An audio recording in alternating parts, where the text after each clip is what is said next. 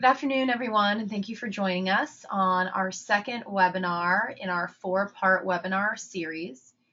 Today we're concentrating on the different methods of getting nutritional content for your menu items. And my name is Gillian Dagan. I'm the Chief Scientific Officer at ABC Research, and I'm joined today by Yuly Virviescas, one of our business development folks focused on food service and hospitality clients. As I said, I'm the Chief Scientific Officer at ABC Research. I have a PhD in food science, specializing in food processing and quality.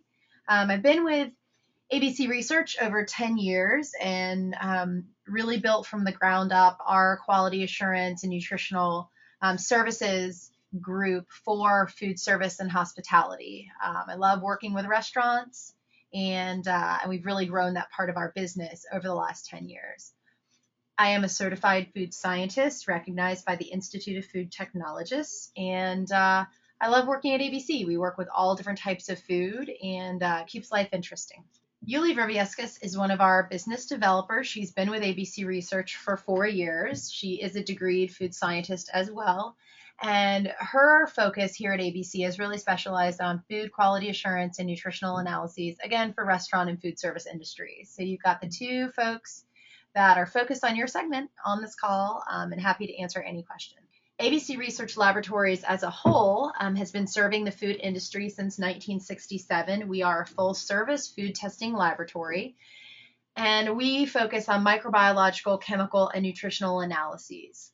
We are an ISO 17025 accredited laboratory staffed by food scientists, analytical chemists, and microbiologists. And we have specialized programs for restaurant and food service clients in addition to our traditional programs for retail food. So our first webinar that we did last week really went over the details about what the final rule for menu labeling states. Just to give you a really quick synopsis, the establishments that are covered by menu labeling are restaurants or restaurant-like venues with 20 or more locations. That's what the FDA considers a chain restaurant. We also see that convenience stores, grocery stores, movie theaters, bowling alleys, amusement parks, any of those restaurant-like locations where food might be sold and consumed, those are also considered under this final rule. And so if you are a covered establishment, what are you expected to do? You're expected to post calorie information for standard menu items on your menus, and a menu is a printed menu, a drive-through menu, a menu board, a kids menu, a wine list, and a menu on your internet site. You're also, in addition to the calorie information, you're also expected to provide a succinct statement of suggested daily caloric intake, and those statements are actually specified within the regulation. And you need to provide, in a written form, additional nutritional information at the point of sale. When we talk about additional information, we're really talking about all those other nutritional attributes that you would see on a traditional retail product nutritional facts panel. So in addition to calories, we'd also see things like fat, saturated fat, cholesterol, carbohydrates, dietary fiber, protein, just to name a few. So today, we are going to talk about the different methods that one may use to determine nutrient content of menu items. In the final rule, several different ways of determining nutritional content are specified, but really the common thread between all of them is that you must do this by using a reasonable basis. And what does reasonable basis mean? It just means that you've considered your options and you can show that you're being reasonable in the way you choose to determine your nutritional content. Some different ways of determining nutritional content could be by a nutrient database, and that database could be housed within a software platform, or maybe it's just a nutrient database that you can access in paper form or online. Laboratory analyses. You may find nutritional data in cookbooks, and you can also use the retail nutritional facts panels from any retail foods that you use as ingredients in a menu item. FDA and USDA also publish nutritional data on a variety of foods that can also be used. So you can see you really can derive nutritional data from a variety of sources. Today specifically, we're really going to highlight two of those, nutrient databases and laboratory analyses. In about 98% of cases, this is going to be the way that somebody is going to determine nutrient content for their menu items. In database analysis, we use a product's recipe to calculate nutritional values. So we're going to look at the nutrient content for all of the ingredients therein and add those up based on the amount of that ingredient used in the recipe. So really, what type of products would this work best for? This would work best for things like salads and sandwiches that are very well represented by their recipes. They are truly a sum of their parts. There are no changes due to cooking, and this is a fast and efficient way to produce nutritional data. It's not as expensive or as sophisticated as the laboratory analysis. So we try to use database labels as much as we can when we look at a menu and we're determining those values. There are going to be some cases in which database labels are not appropriate or would result in inaccurate data, and we'll talk about that in a second. But really, any food item that you're building, it does not undergo dramatic changes during cooking, is going to be well represented by a database analysis. One more item to note on database labeling. Once you've identified the menu items that you feel would work well with database labeling, and we help our clients identify those items, a slice of tomato or lettuce, or maybe even just generic mayonnaise, those are values that I already have in my database. We have values for various sundry food items. Let's say you have a proprietary sauce that's very unique to your restaurant, though. We're going to need to get the nutritional information on that sauce from somewhere. One idea might be going to the supplier that creates that sauce for you and asking them for the nutritional data. So let's talk about the pitfalls that could happen when doing that. So we want to make sure that we're getting the most accurate information, because we're going to use this information to build maybe a variety of different menu items. So a best practice is to request the 100-gram unrounded nutritional data from your suppliers. They may look at you like you have 3 eyeballs and say, what are you talking about? And the way to explain to them what you need is that you don't want necessarily their nutritional facts panel, because a nutritional facts panel may have different values in the food item that have been either rounded down or rounded to a specific value based on FDA rounding rules. For instance, if something has half a gram of fat, we're supposed to round that half a gram down to 0. And so, sometimes when we look at 2 tablespoons of a sauce, it might say it has 0 grams of fat. Well, that's great, but what if I use an entire cup? Nutritional data from your supplier. If it is an item that has a large serving size, like 300 to 400 grams, you're probably not going to have issues with rounding for certain items that fall into that category.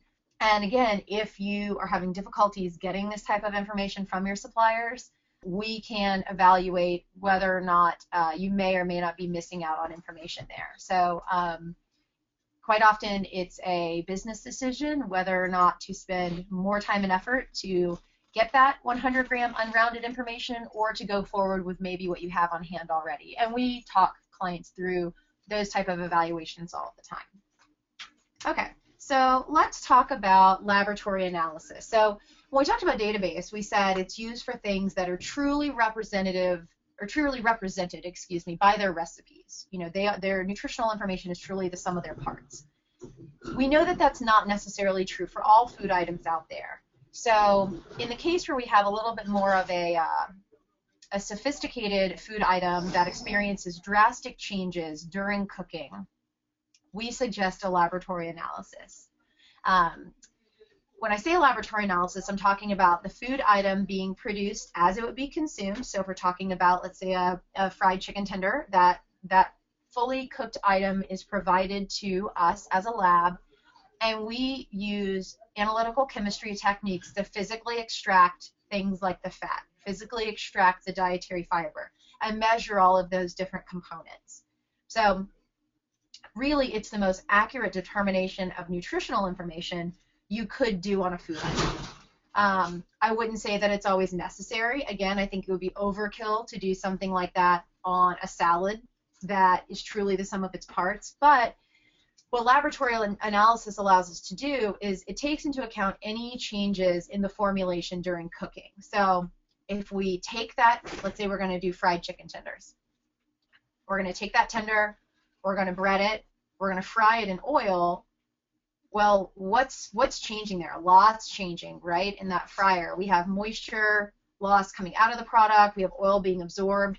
There's no way to account for that without actually measuring it. And let's go through a couple of case studies on when we would use a database, when we would use a laboratory analysis. Okay, so case study 1, let's talk about hash browns. And this is actually a case study that we did for a chain that's really focused on breakfast foods, so no surprise that we looked at hash browns. And so let's all put in our heads the idea of going in and ordering hash browns at a restaurant where the hash browns are going to be cooked on a flat top griddle. So what's the procedure going to be in the back of the house? They're going to take a ladle of specified size, they're going to ladle out oil onto that flat top grill, they're going to toss down a specified amount of raw hash browns, and go ahead and cook those hash browns on the grill. Once they're done, scoop up the hash browns, serve it to me on my plate. Well, what's left on the grill? We know that some of the oil is definitely absorbed by the potatoes, but we also know that there can be a significant amount of oil left on that grill flat top that I'm never going to ingest as a guest. So if we did hash browns by a database, we would add together the nutritional value for the potatoes, but we'd also add in that full ladle of oil, and that really is an overestimation of calories. So for something like hash browns, I would suggest that my clients do it by a full laboratory analysis, because they're going to end up with a lower fat value, they're going to end up with a lower calorie count. So, and I think this this exercise, this example, can really hopefully give you some good ideas about when you look at different parts of your menu, what type of analysis you should use. Secondary, we talked a little bit about breading is going to soak up oil during the frying process, but we don't really have a good way to account for that just using a database analysis. Really, a fried item like this would be appropriate for a laboratory analysis. Just another example to talk through: if we have you have a steak and you have, let's say, a marinated steak. So you have a steak where you have a marinade with, let's say, garlic, salt, pepper, and oil. You're going to render off some of the fat during the grilling process. You also are going to lose a certain amount of your marinade during grilling, and that marinade either being retained by the steak or being driven off during cooking, that amount is probably going to make your sodium value either really high or really low compared to a database label. So again, it's those major changes during cooking that we are not able to capture using a database label. So we go ahead and we suggest a laboratory analysis. Now we talked about these two different ways to get nutritional data. It doesn't mean that you have to do just one or the other. Obviously, you have all different types of menu items, and some fit into one category better than others. And you can also think about combining the two analyses. So let's say we have a fried chicken tender salad that we have on the menu. We might do a laboratory analysis of our tenders, and we might use that laboratory analysis values for tenders that go on that salad, and then build the rest of the salad using database values.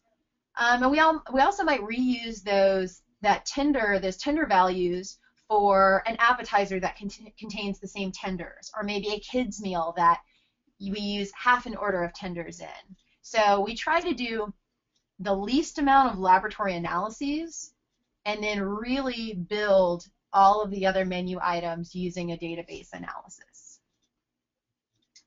All right, so I see there are a couple of questions that have popped up in the chat window, so let me see if I can access those and we can take a look here. One question to address now, is there a standard percentage of oil observed when deep fat frying foods? Great question. So The answer is it depends, and it depends on a number of things. So we all know that there are a number of different ways we might bread a piece of fish. We could dredge it in cornmeal and salt and pepper for a really light breading. We might do a really thick beer batter or like a tempura batter. You know, we might do panko or maybe encrusted with a certain nut. All of those different varieties of breading or battering, they will all have different oil uptakes. In addition, the time in the fryer, the temperature of the frying oil, all of that has, you know, that will affect oil absorption as well. Something else to consider, depending on the type of oil you use, whether you use a tallow or a lard, or maybe you use a peanut oil or a vegetable oil blend, you will have drastically different values, or you could have drastically different values for things like cholesterol, mono and polyunsaturated fats, because all of those oils are so different in their nature. So just something else to consider. Okay, so it looks like somebody is providing pretty much dry mixes, so things like donut mixes and other related items, and they have an agreement with their customers that if they buy their products, they are welcome to use the Daylight Donut brand name. Now, I can't exactly tell from the question if that Daylight Donut brand name is used as the name of the store itself, or if it's just used as the name of the menu item. I'm going to try to answer it both ways. You know, when the regulation talks about 20 or more locations, it's 20 or more locations doing business under a same or similar name. So if that Daylight Donut name is used for the name of the restaurant itself, I would say that you definitely do fall under that the menu labeling, the final rule. If that Daylight Donut brand name is maybe used on just the product, and the products are sold at a variety of different restaurant chains or different restaurant entities, at that point I think it would depend on the structure and how many locations of a specific type of entity there are. So I know I probably did not answer that fully, but I need a little bit more information to answer that question, but I will follow up with you after this webinar as well. So, one other question. Items that are going through a small, like, tabletop roasting oven, or maybe you're putting it in a chameleon to melt cheese. Items like that, where you're putting a toast on the bread, you know, you're not fully cooking an item, or you're just melting some cheese. In my opinion, that's very minimal cooking. You're having minimal changes to the items at that point. So that's something, you know, like let's say there's a sub shop and you want to do a roasted sub. Really, you're building a sandwich. It is going to be the sum of its parts, right? So easily done by a database analysis.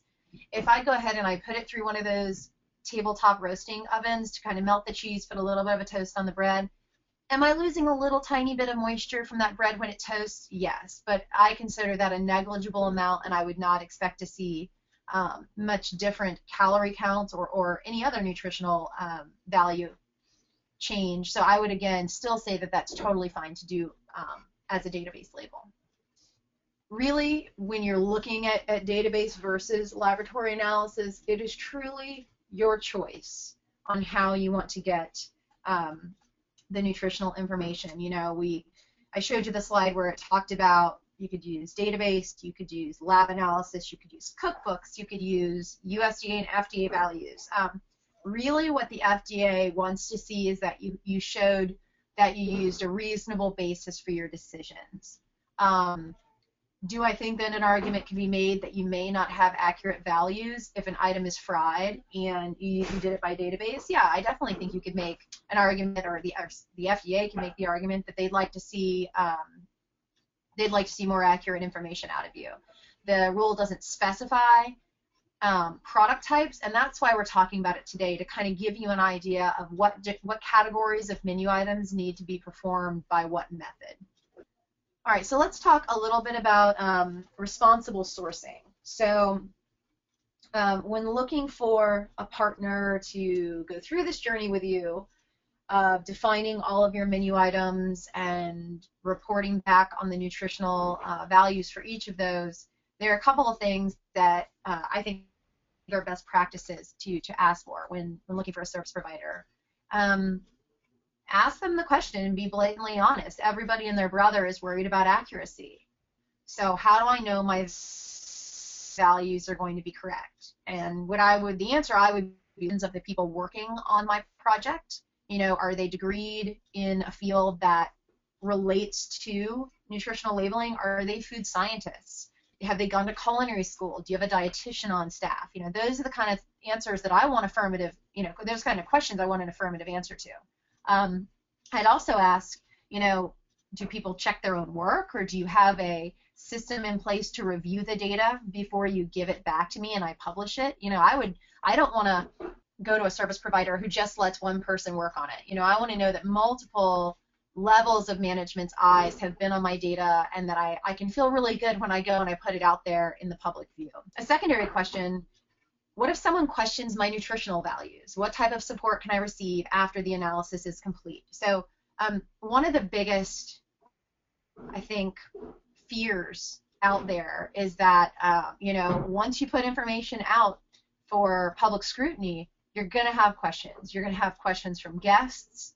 You may have questions from the media, which are a little bit bigger headache.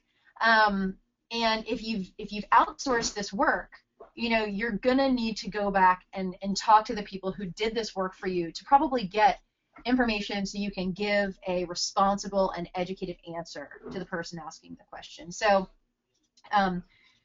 we will actually, you know, we get this question a lot from people evaluating whether they want to choose ABC Research as their service provider, and to the point where we're doing a webinar on it. You know, what type of things do we provide for our clients? We can walk them through a best practices checklist, so they know that they can defend their nutritional values by saying, I've done steps 1 through 10, I've done my due diligence, this is why and how I know that my nutritional information is accurate.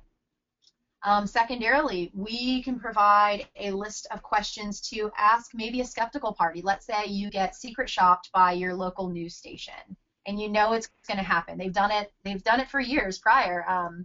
You know, I remember when Weight Watchers started to have, you know, their point system on menus, and what happened? Oh, it makes a great, you know, evening news story to go out, secret shop, you know, the local American Grill, and maybe the nutritional values don't match what was published. So, you know, what type of questions do you, somebody who's trying to defend their nutritional values, what do you ask back to Diane Sawyer when she's looking at you and going, why aren't the nutritional values the same?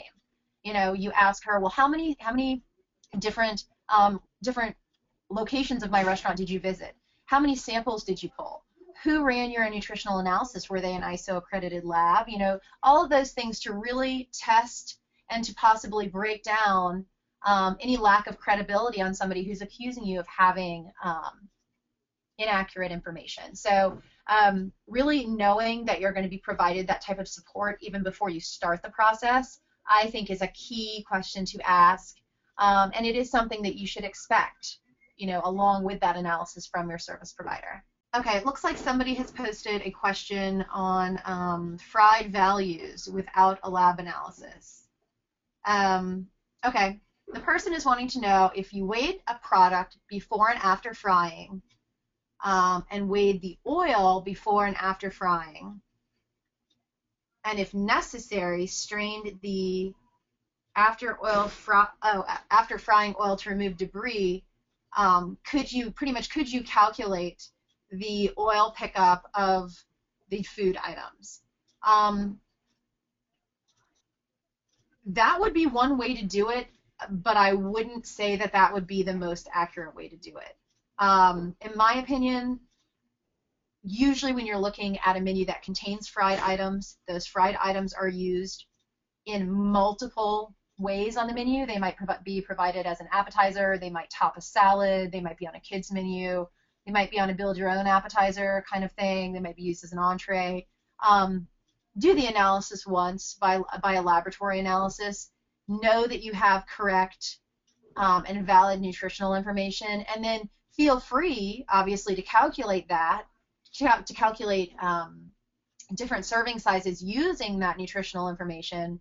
But I would suggest doing that before I would ever suggest kind of monkeying around trying to calculate oil pickup. I don't think you're going to get a clear picture of really what's going on by weight and just looking at the oil in your fryer. I think I have a follow-up question that's being asked about the Daylight Donut folks. Rather than get into all of your specifics on the webinar, I think I'm going to go ahead and say I will contact you when we conclude the webinar today, and we can have a very long and detailed discussion, because I think you're kind of a unique case. So I'm definitely acknowledging your question, and I will give you a call in just a little while. So no worries on that. So really today, what we've talked about, just to kind of pull it all together, the FDA wants to see that you make a reasonable choice in how you calculate values. They want you to be able to tell them what your choice was based on. Today we went over details of database and laboratory analysis. Those are going to be the two main vehicles by which people will get and publish nutritional information. We talked about what types of menu items fit into each category. So remember, database, you're building nutritional values from a recipe. We want to look at things that are really represented well by their formulation. You know, they are a sum of their parts. For a laboratory analysis, for that category, we want to put things in that category that undergo massive changes during cooking. So fried items, grilled items, sautéed items. You know, think about the chicken tenders, think about that hash brown example. Another one is think about if you have a chicken wing chain, you know, think about, you may know what your plain wings are without sauce, but think about, you put the chicken wings in a bowl, you put a specified amount of sauce in the bowl, you toss them, there's a ton of, let's say, buffalo sauce left in the bottom of that bowl. You don't have to feel pressure to have all of that sauce represented on your menu. Your calories are going to be through the roof, your sodium value is going to be through the roof. Do it in a smart way. And then we also talked about, you know, the conversation to have with suppliers if you're going to use their provided information. Know what you want to ask for, and then know the pitfalls of maybe what a supplier wants to give you and how to communicate why you need more detailed information. And then finally, about responsible sourcing, ask about how accuracy is ensured. You're going to completely get what you pay for out there. And then secondly, ask for support. Ask for the support at the beginning and know what you should expect even before signing up with a service provider for nutritional information. I think that's very, very important. So thank you for your time today. I tried to leave a good amount of time for questions. Okay, somebody is asking a really good question. Would a baked product require a lab analysis? For example, a bagel or a muffin due to the baking? Depending on how much water loss there's going to be, so something like a muffin where you have a very liquidy batter and you're turning that into very much a cake-like final product, you have a lot of moisture loss in that product. So a muffin I would definitely do by a laboratory analysis. Now, I know that there are folks out and about that have muffin-based chains where you may have a million different flavors of muffin. You may add raspberries to one. You may add blueberries to another. You might add chocolate chips. You know, for me to say do a laboratory analysis on all of them would be overkill. I would say do a laboratory analysis on your base muffin. And then by database, let's talk about adding in those blueberries. Let's talk about adding in those chocolate chips. And let's build all the different flavors by using the laboratory analysis from your base muffin plus whatever fun ingredients denote the differences in all of your muffins. So again, you have to be creative. A bagel, you don't really have that much moisture loss in a dough-based item like that. But again, if I wanted to really be able to put forth a valid and robust argument for the accuracy of my data, I would do one bagel dough, and then again use database to add poppy seeds, add salt, add sesame seeds. You know, work with all the different toppings and varieties in a more efficient and intelligent manner. All right, before I handle some more questions, I did want to mention this is actually the second webinar in a 4-part series. So I mentioned last week we went over really the basics of the rule. We talked about buffet food, self-service food, alcoholic beverages, non-alcoholic beverages, all of the different points in the regulation. If you did not get a chance to see that, it is available for on-demand watching on our website. Obviously, today we talked about the methodology of getting that information. Our third webinar, which is next week on December 17th, will detail educating your employees about answering guest questions and kind of what we talked about today. How am I supposed to handle the media if I have inquiries from the media or somebody questions my data? And then our fourth webinar that will be on the 22nd will detail, hey, you know, I've been proactive. I have all my nutritional information done. Am I ready? So maybe folks that have had nutritional information on hand for a long time, you may not have published it. You may have used it for internal use. What do you need to really go back and think about if you have maybe some nutritional information that's a little bit older, you know, and how do you set up a verification program for that nutritional information for an ongoing basis? So again, they all cover different parts of the procedure of complying with this final rule, and they are all on our website, all available for on-demand viewing if you can't make it specifically to that one time slot. So let me go back and see what questions were up. Okay, this is a good one. So how often would you need to update the nutritional info on the menu? For example, and this person says Kraft changes their nutrition on an item, but you haven't changed your recipe. So this is actually what we'll talk about in that fourth webinar. So you have all this nutritional information, but you know a supplier is always going to reformulate a product or maybe change a product in some way, whether it's an allergen change or it's a nutritional change, and you may or may not know that a change has happened. And how do you prevent yourself from really getting caught with your pants down and totally surprised that your information is now inaccurate?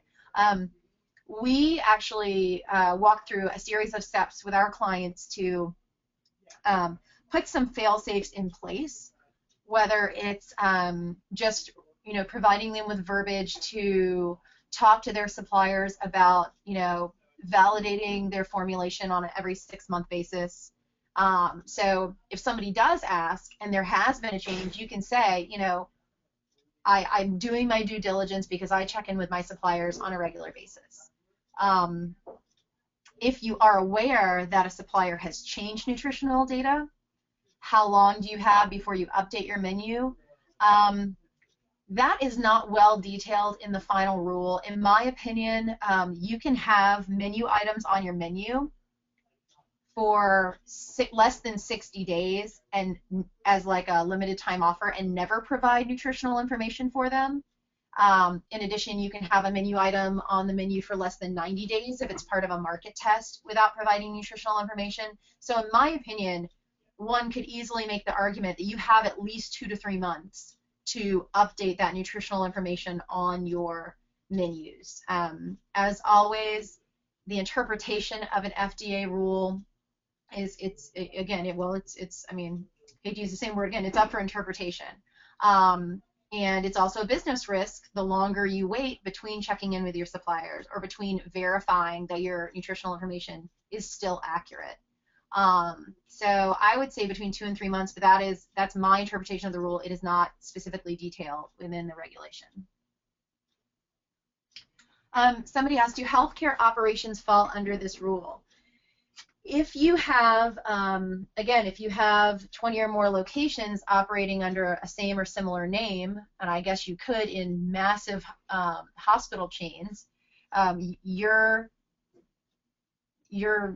menus, you may have to put calorie counts on your menus. Same thing with if you think about a lot of those kind of tiny concession type things you may walk up to and get a grab and go salad or a sandwich in an airport. A lot of those, you'll never really see a name for those, but a lot of those are operated by massive, massive global corporations. And so you'll start to see calorie counts on those too, even though you won't necessarily ever see the name specifically of that kiosk. So I think folks were surprised in how all-reaching this regulation became, but it's restaurant and restaurant-like. And if you think about the spirit of the regulation, the spirit is to give consumers, educate consumers before the point of sale so they can make a healthful decision. And I think what the FDA did is they recognized that people eat at more than just restaurants. A lot of us will go to a grocery store and grab something to eat, a gas station. Let's say you bowl once a week. You might be eating at a bowling alley once a week, So they included all of those types of places as well. Okay, another question. Will calories be required for specialty menus, such as breakfast, grab and go, etc., that are only ever available at 3 or 4 locations? Will nutritionals be required for all alcoholic beverages? Okay, so that's 2 separate questions. Grab and go items are definitely included within the regulation. Of restaurant food. There's the food you get served at the restaurant that we all think about maybe eating within a dining room or maybe getting via a drive-through window. The second type of restaurant food is food that is sold in that restaurant but may be sold for the purposes of consuming once the customer leaves that venue. So that's a grab-and-go cookie. That's a grab-and-go sandwich wrap from a cold case. If you do have more than 20 locations where you maybe serve lunch and dinner, and you serve breakfast at only a couple of those, from my interpretation of the regulation, you're going to have to put those breakfast items on, you're going to have to put calories on your menu for those breakfast items.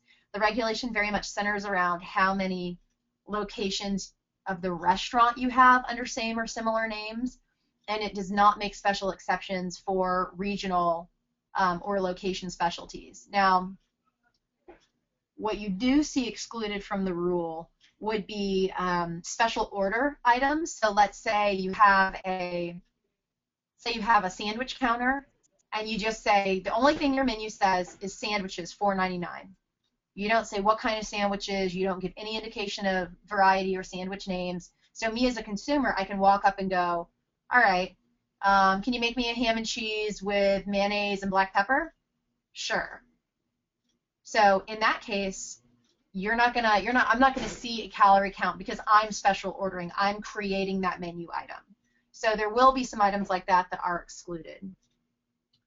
Second part of that question about alcoholic beverages.